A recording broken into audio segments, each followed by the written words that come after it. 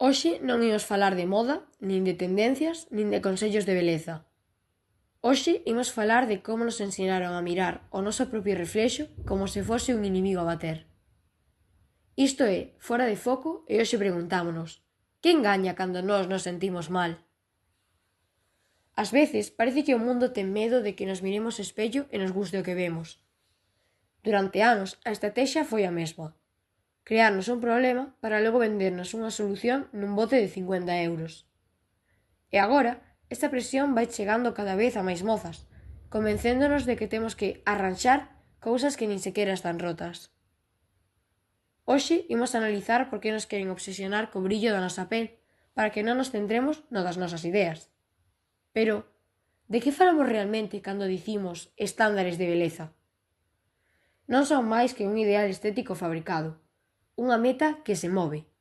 En canto crees que estás preto, o mercado decide que o que se leva é outra cousa. É unha trampa patriarcal, deseñada para que a insatisfacción sexa permanente. Se estivésemos cómodas co que vemos, deixaríamos de consumir as súas promesas. Por iso, a presión empeza cada vez antes. Canto antes aprendamos a buscarnos fallos, máis tempo pasaremos intentando arranxalos.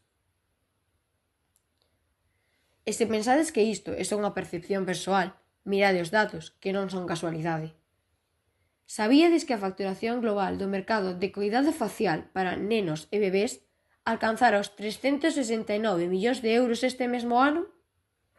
É unha industria que xa non agarda que sexas adulta para dicirche que es imperfecta. Segundo o último barómetro de xuventude e saúde, case unha de cada 3 mozas en España cualifica o seu estado de saúde ou benestar como regular ou directamente malo.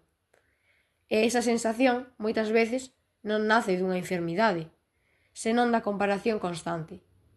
De feito, a obsesión por parecerse aos filtros das redes sociais xa ten nome médico: dismorfia de Snapchat. As consultas estéticas de persoas que queren operarse para parecer a súa cara con filtros pasaron do 13 ao 55% en moi pouco tempo. Estamos intentando que a realidade imite un algoritmo. Seguro que vistes por internet esa tendencia das Sephora Kids. Nenas invadindo tendas de cosmética buscando ácidos ou cremas anti-envellecemento que non necesitan. Moita xente ríese delas, pero a realidade é outra. Non é que queiran coidarse, é que o sistema as convenceu de que crecer é un erro que hai que previr. Mentres os rapaces simplemente xogan, a nos ensínanos que o noso maior proxecto de vida ten que ser o noso propio corpo. É puro control. Se gastas a túa enerxía en ter unha pel de porcelana aos 12 anos, tens moita menos forza para centrarte en todo o que és capaz de facer, de pensar e de crer. Esta obsesión non queda só na cara. Pasa o mesmo coa nosa forma de vestir. Cantas veces deixamos de poñer un top ou unha saia porque os nosos brazos non son suficientemente finos ou as pernas teñen marcas? Aí a violencia estética volveuse real, cando o medo ao xuízo alleo decide que roupa podes usar. Esta cosmetización da infancia non é un xogo inocente, é un ataque á nosa identidade. O patriarcado quere mozas baixo control, que se definan pola súa cintura e non polo que pensan. Estamos cambiando o dereito a descubrir quen somos polo deber de manter unha imaxe impecable. Ao final, o mellor produto de beleza que podes ter é a liberdade de ser ti mesma, sen filtros e sen seguir o guión que outros escribiron para ti. Coidarse é un acto de amor propio, non unha tarefa pendente para encaixar nun estándar.